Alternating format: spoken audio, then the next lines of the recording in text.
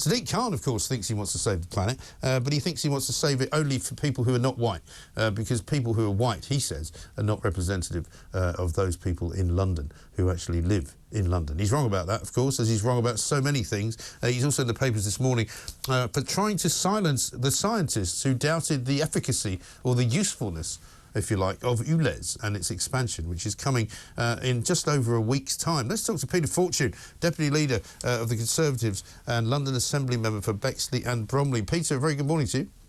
Good morning to you, Mike. I mean, I scarcely know where to begin this morning with Sadiq Khan. I mean, this website and this guideline that he's got for the marketing and the branding of London to suggest that white people are not representative of London is quite shocking. He hasn't, to my knowledge, made any kind of statement about it. We've asked him to come on the show here.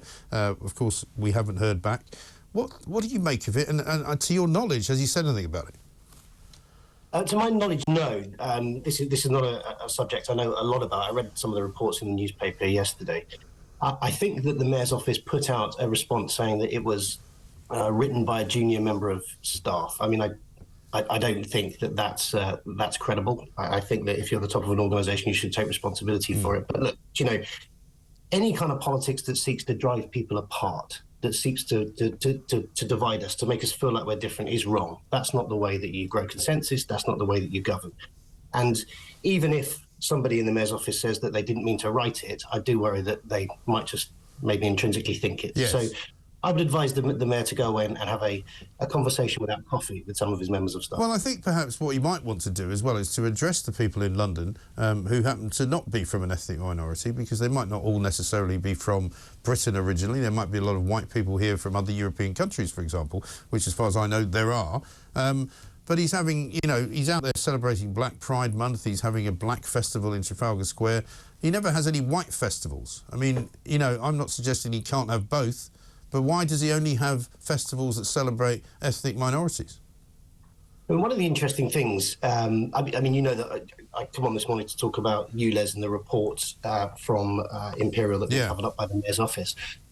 One of the interesting things that come out from the report about ULEZ, the Jacobs report, talked about how it would impact people of colour. Actually, the implementation of ULEZ to the whole of Outer London, from the Jacobs report, from the independent report that was done by the Mayor's office and TfL, says that it will have a really bad impact on BAME residents. It will really hit people who are driving private hire vehicles. A lot of that will be from ethnic minorities. So it's interesting. What you're saying is there are these big kind of media displays of diversity, and yet actually when you get down into the weeds of it, when you look at the bones of something, this policy around the ULEZ expansion that he's driving through is going to hit those people that he says he cares about the most.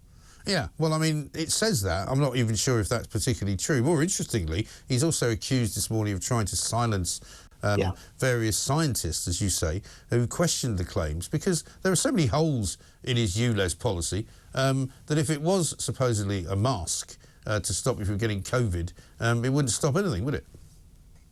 Well, and that's the reason I was asked to come on to talk this morning.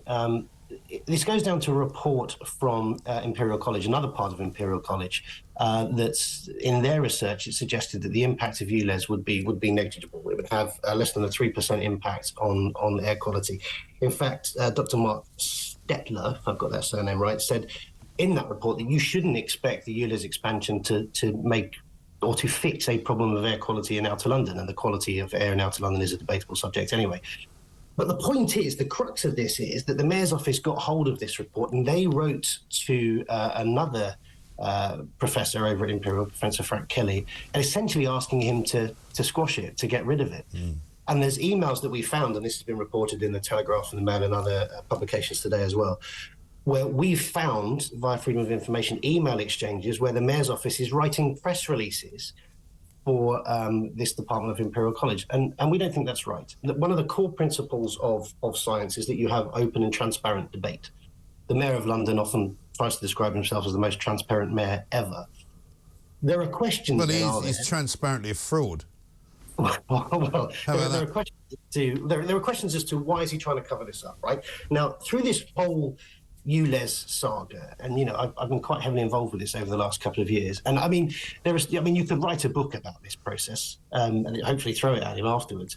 But if you look at one of the reasons that the expansion of ULEZ to outer London has been qualified, it's because it's purported to improve air quality, right?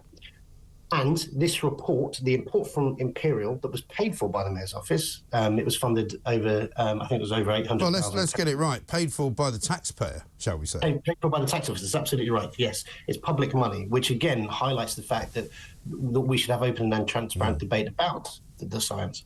The fact that that report is the one that's been used to drive through this concept of the expanded ULEZ improving air quality makes it even more concerning that reports that opposed it from equally credible sources, in fact from the same institution, were squashed by the Mayor's office. Right. Let's get back to the point, right? The point is that there was an independent report from Jacobs, and this was released years ago. I think I've come on this program to talk to Kevin about it previously, which showed that there's negligible impact through expanded ULEZ. There is negligible positive impact through expanded ULEZ. In fact, as I talked about earlier, there's a real impact on people's well-being, on charities, on small businesses. What we've found now is there's another piece of research that says if you expand this ULEZ zone, it doesn't make that much of a difference when you look at it compared to the impact it's going to have on people's lives and well-being. So why has the Mayor's office tried to squash these reports? Why has it aggressively pushed through a report that was paid for by public funds? And to a large extent, by the way, almost £1 million has been handed to this guy, Frank Kelly, from Imperial. Nearly £1 million. It's an awful lot of money. It is an awful lot of money, yeah. And that's because the expansion of the ULEZ zone, in my and others' view, is that it is purely a tax grab. TfL's finances are in a terrible state, and that's because of the mismanagement of the Mayor. We know what happened with COVID. Government stepped in to provide £6 billion to cover that the money was lost through the dropping off of ticket sales during COVID. Other parts of TfL needs to be looked at again. We need to look at the fact that there are people travelling for free because they live with or related to somebody that are working for. That's ridiculous. Totally we need to look at the £100 million that can be saved from the final salary pension. We need to look at the exorbitant salaries of a huge number of top executives, over six figures. Too many of them. There are real savings to be made there, but the Mayor won't do that because that's too difficult.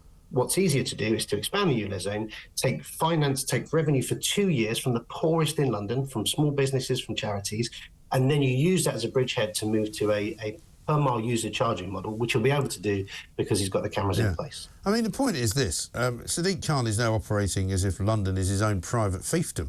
He doesn't seem to listen to the people. He does a consultation which proves that not a significant amount of people actually want nothing done about it. They don't want it expanded. 80% or more of people living in London do not want to see it happening. He's doing it anyway. He claims he's listening to Londoners. He's not. He's giving taxpayers' money away to a professor at Imperial who's doing environmental research that he wants him to do and then wants the end result to agree with him. You know, it's an absolute scandal. And some politicians have already asked Keir Starmer to suspend him from the Labour Party. Others have said that Keir Starmer should resign. Sorry, not Keir Starmer, that Sadiq Khan should resign, not because of ULEZ, but because of this racial business that happened over the weekend as well. I mean, would you be calling for him to at least consider his position or calling for Keir Starmer to suspend him at this point? Well, we could do something even better than that. There's an opportunity to get rid of him next May. So we've got a great candidate in Susan Hall, who I've worked with over the last couple of years. She's promised that she'll get rid of ULEZ on day one. She's making some really common sense policies. She's addressing Sadiq's failures, his many failures, by the way, right? If you're looking at a police service that's in special measures, you're looking at a fire brigade that's in special measures. Despite some of the rhetoric that you saw displayed in the media over the last couple of weeks, he's had an awful record in terms of building family homes, right? He always talks about starts. You can't live in a start, right? I mean, I joined a gym. It's made no difference. You've got to do the actual work, right, to get the positive outcome. So in May, in a few short months' time, we've got a real opportunity to get rid of Khan and put Susan Hall in as the Mayor, and she can start to clean up some of the mess that he's made over these last 8 years. What difference will it make, do you think, to the outcome of the election, that it is now going to be first past the post? Is there any statistical knowledge on that? I think those of us that work in the political bubble, Mike, we like to debate and kick these things around. I think most people will, on the day they'll go and vote for who they think will make the biggest difference to their lives. And that's why we need to talk about Sadiq Khan's record. I'm reluctant to go after people personally. I don't like personal politics. It goes back to what you were saying right at the very beginning of this interview, where we were talking about divisive techniques or divisive advertising. I don't like to do that, especially when you've got a mayor whose record is this poor, a mayor who's put up council tax by 57% over his tenure, a mayor who's failed to fix TfL, the real infrastructure changes that it needs, a man who's seen crime increase under his watch. I mean, he's got a record of very, very poor delivery, if not the poorest delivery. But he has. Of the three mayors we've had so far. But what difference will it make if people vote? Because people always say to me, well, if everybody hates Sadiq Khan so much, how come he keeps getting re-elected? And one of the reasons, perhaps, is that the way the voting system works helps him. So will that be different if it's first past the post? So I think it will make a difference. I think it will make a difference. But the thing for us to do as the Conservative Party in London is to show and prove that we care about London, that we've got ideas and policies that are going to help improve it. And Susan's doing that already. She's but you also need to get the vote out. So with respect, I would suggest that you start telling people that if their vote counts more now, it counts more than ever, and they should go out and do it. It absolutely does, yeah. The vote counts more than ever now because we really need to get rid of Sadiq Khan and we really need to get a new mayor. And Susan Hall is the person to clean up. There you go. That'll be 500 quid.